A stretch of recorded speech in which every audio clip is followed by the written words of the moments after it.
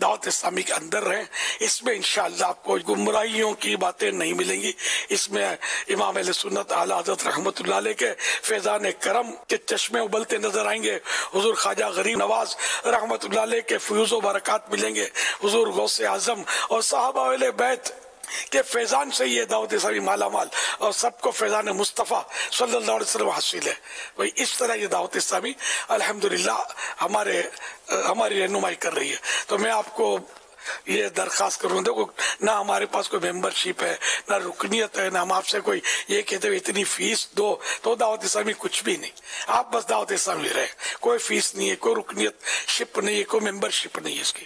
اور اس کے اجتماعات میں آئیں، مدنی قافلوں میں سفر کریں، نیک اعمال کا رسالہ لیں، اس کو پر کریں، اس پر عمل کر کے پھر اپنے اعمال کا جائزہ لے کر اس کے کھانے پر کریں، جمع کریں۔ پھر 20 طرح کے کورسز ہمارے یہاں کرائے جاتے ہیں دعوت اسلامی کے مختلف فیضان مدینہ مراکز میں۔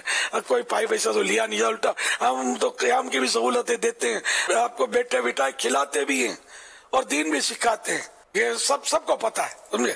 تو اس طرح کا مطلب یہ کہ الحمدللہ ایک ماحول بنا ہوا ہے، تو اس کا حصہ بن جائے، اللہ کرے گا ایمان سلامت رہے گا، ورنہ ادھر ادھر کسی کے لپڑے میں پڑ گئے نا پھر بچنا مشکل ہو جائے گا۔